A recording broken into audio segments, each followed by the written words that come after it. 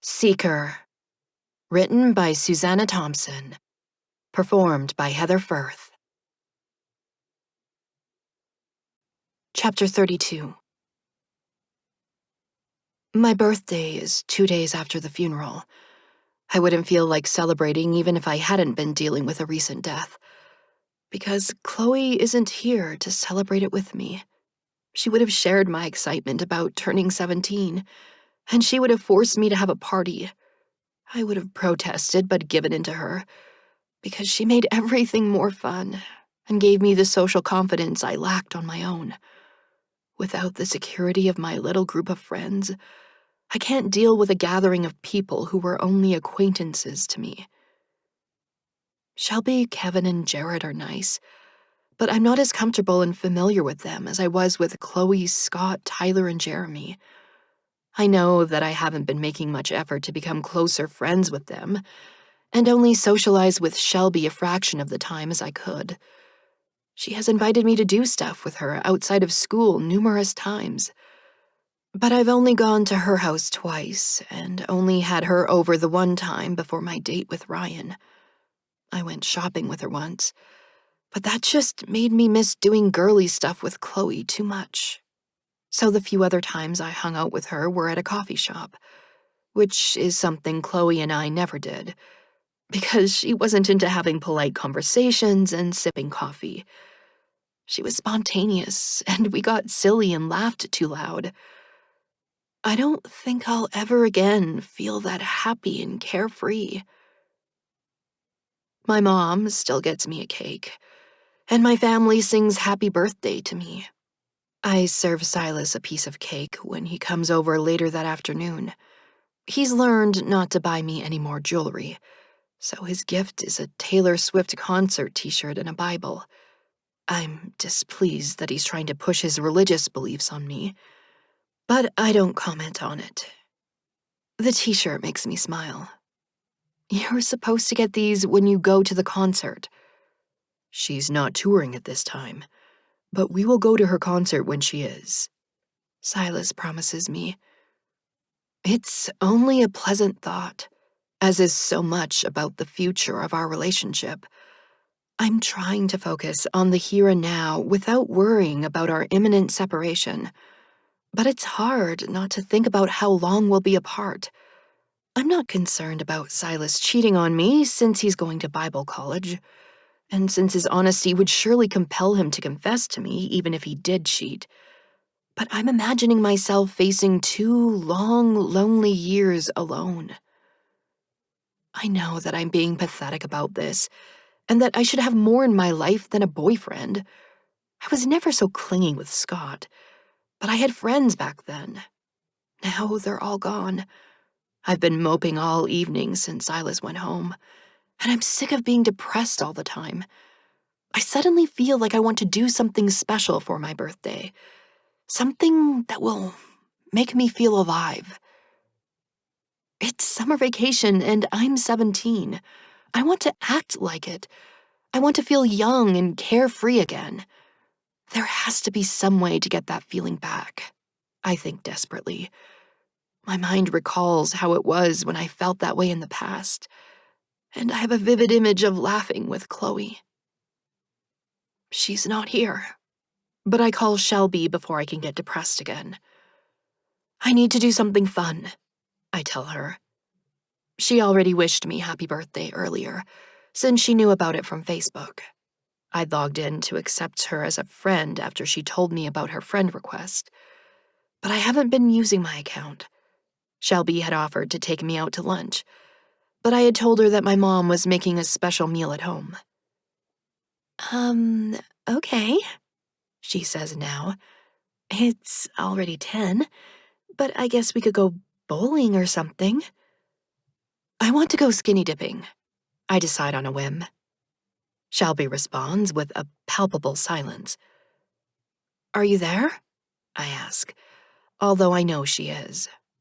Yeah, but nobody will see us, I assure her, though I have no way of guaranteeing that. Why, why would you want to do that? she asks with an obvious lack of enthusiasm. It was Chloe's idea last summer, but I chickened out and prevented us from doing it. I never thought I would regret it, but I never thought that Chloe wouldn't see another summer either. I relate none of this to Shelby as I answer her. Haven't you ever wanted to do something crazy? Not really, she replies. Come on, I cajole. You're only young once. It's my birthday, I add. Please? I can tell that I've put her in a tough spot, and that she feels bad to refuse me. I just can't, she tells me in a pleading tone. Oh, I respond in disappointment. I guess I'll go by myself. We can go in our bathing suits, she offers. I'll go with you, Mila. I just can't do that, she insists, like I've suggested something horrible. Okay, I agree. I'll pick you up soon.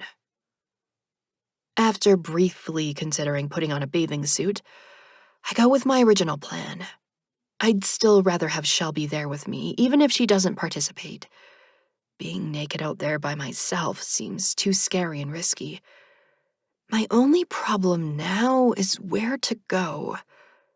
I don't like the thought of going to a lake at night, because I'm not sure what could be lurking beneath the dark surface. There might be a snapping turtle or another animal I don't want to encounter. I'd feel much safer in a pool. I remember then that Tyler has a pool. Or he had one. The pool is probably still there, but Tyler isn't. I feel a pang of sorrow for my carefree, easygoing friend.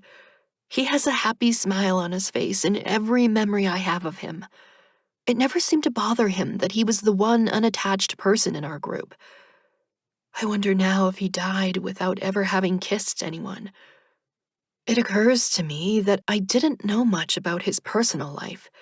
He was just a lot of fun to be around, and I took his presence for granted.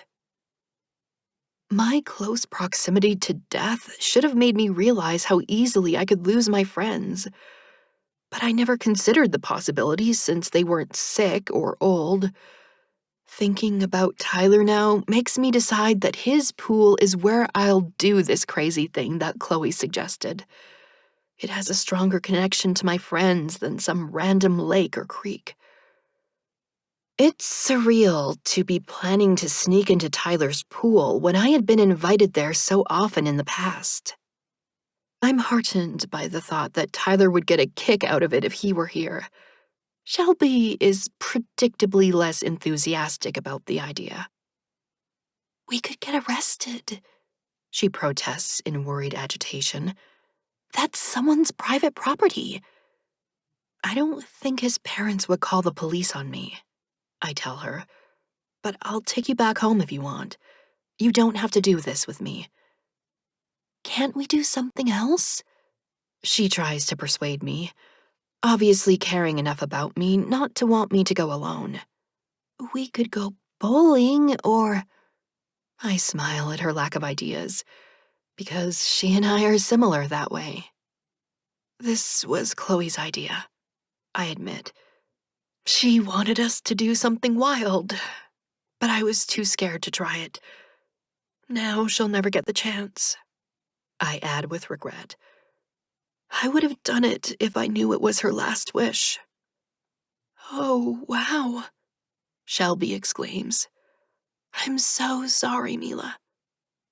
No, I'm sorry, I say. I didn't mean to depress you with this. We're supposed to be out here having fun. You can talk about it with me, she assures me. That's what friends are for. I secretly feel ashamed that I haven't considered her a real friend, and I'm determined to start being a better friend to her. It's been hard, I confess. But the worst part is that life is going on without them. It hasn't even been a whole year, and I'm already moving on to a new boyfriend and new friends. I suddenly wonder if that's why I haven't wanted to make a closer connection with Shelby. Because I don't want her to replace my friendship with Chloe. Shelby seems to have come to the same conclusion. You don't have to feel guilty about living your life, she tells me. If you had been the one who died, you wouldn't have wanted your friends to stop living, right? Yeah, I reply. But I don't want to forget them. You won't forget them, Shelby consoles me. You'll always have your memories of them. It's like when you go to college. You don't forget your friends from high school. I know it's not exactly the same thing, she acknowledges, but you'll always remember them.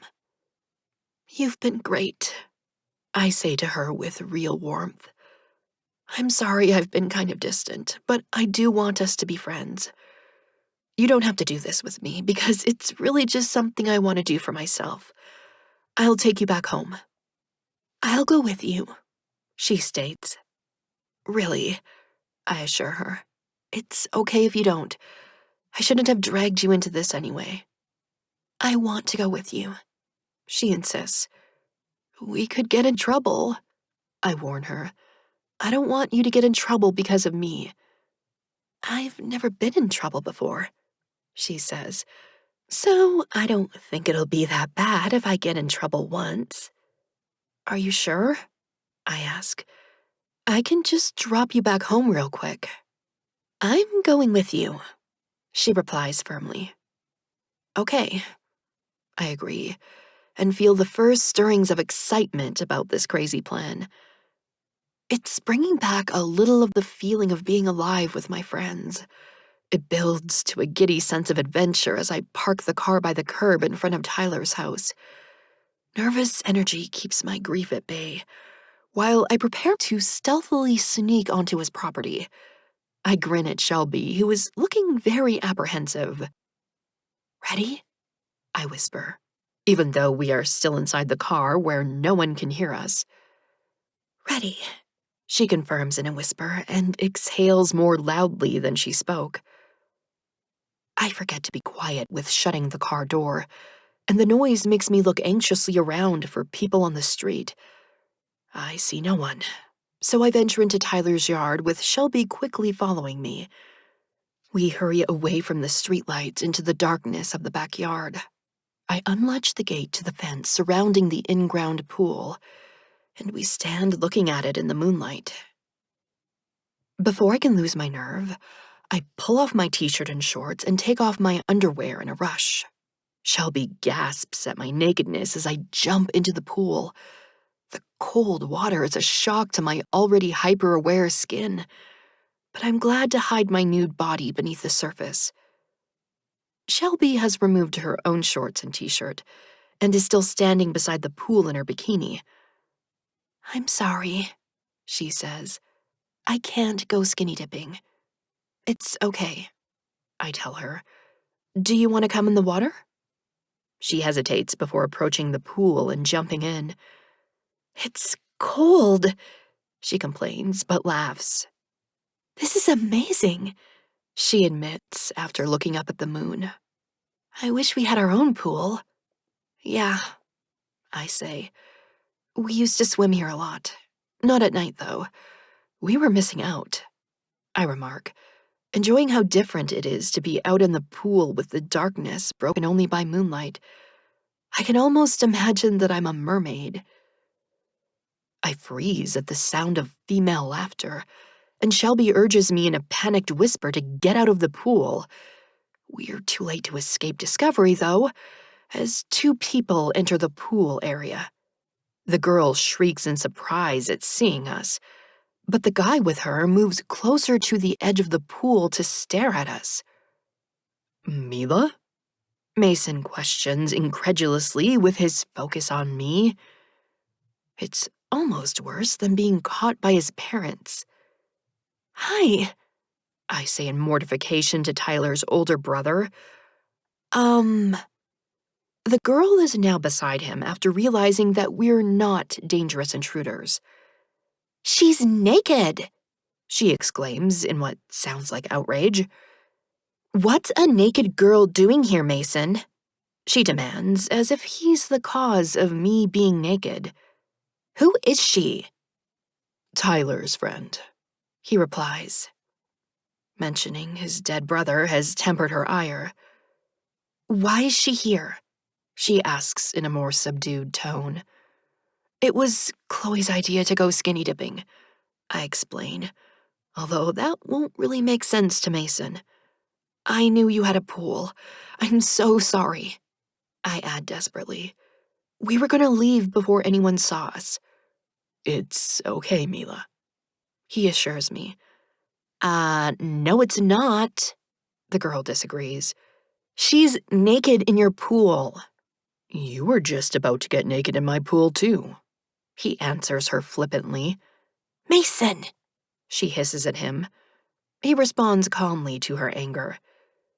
Can you please get her a towel? Get it yourself. She crosses her arms and doesn't move from her spot. I'll be right back, he says. After he walks away, the girl I'm assuming is his girlfriend turns her attention on Shelby as she's getting out of the pool. If it was your idea to go skinny dipping, then why aren't you naked too? She's not Chloe, I answer for her. The girl looks around. Where's Chloe hiding? Did she sneak into the house? She's dead, I state flatly. She was in the car with Tyler. After an extended pause, the girl starts to question me again.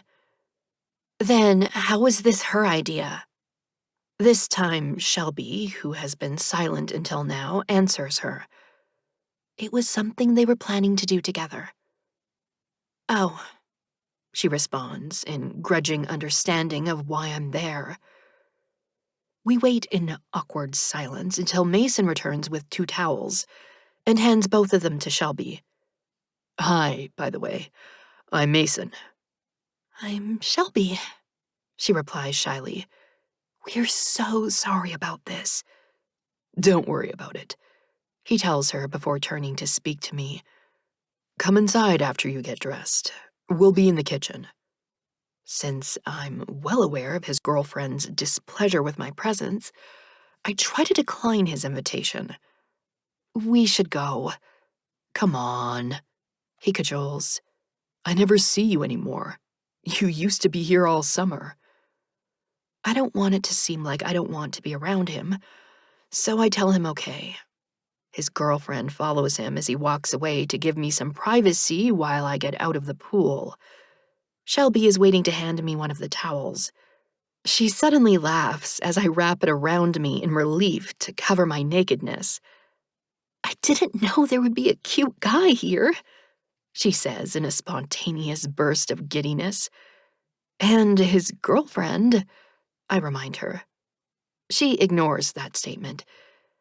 It's like something that happens in a movie. He wasn't even mad at us. And he wants us to stay. I towel off and begin to put my clothes on, still reluctant to go meet Mason and his girlfriend in the kitchen. I'm not sure what we'll talk about now that Tyler is gone. I knew him through Tyler, and we have nothing else in common except our memories of Tyler. As for the girlfriend, I don't even know her name. Mason introduces her to us as soon as we enter the kitchen. Hey girls, this is Amber. Hi. I greet her politely. I'm Mila, and this is Shelby. After her bad first impression of me, she apparently doesn't like me any better with my clothes on. Hey, she responds in a dismal tone. Mason urges us to sit down and pulls a couple of cans of Coke out of the fridge for us. So, what kind of trouble have you been getting into? The familiar question teases a smile from me. It's the same thing he's asked me every time I came over. None until now, I tell him. Well, I'm glad you're being safe about the trouble you're getting into, he remarks. If you're going to go skinny dipping, this is the safest place to do it. His words sound sincere now, but I continue in a playful manner. Even if your parents caught me? He smiles sadly. They wouldn't even notice. There aren't really any rules around here anymore. I'm not sure how to take what he's telling me. No rules sounds like a teenager's dream, but Mason obviously isn't ecstatic about it. Oh, I respond with careful neutrality. He shrugs. I'm leaving for college soon anyway. That's right, I say. I forgot you were graduating this year. Congratulations. Thanks. So you'll be a junior this fall.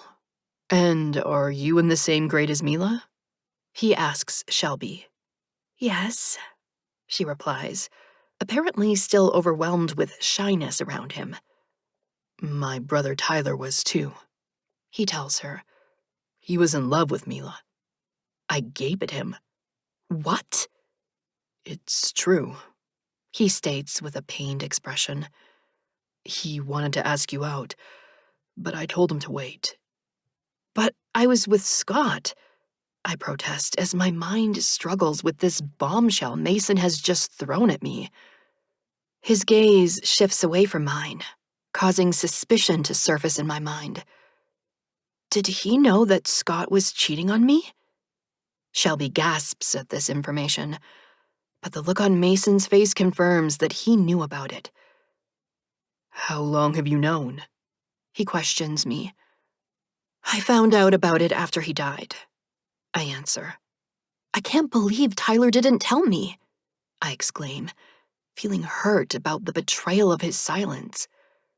He wanted to tell you as soon as he found out, but I talked him out of it. Mason explains. You know, the whole shoot the messenger thing. I told him that it would look like he was just trying to break you up so he could go out with you himself. I told him he had lots of time to get with you, he continues, with anguish evident both in his tone and his expression. He should have had lots of time.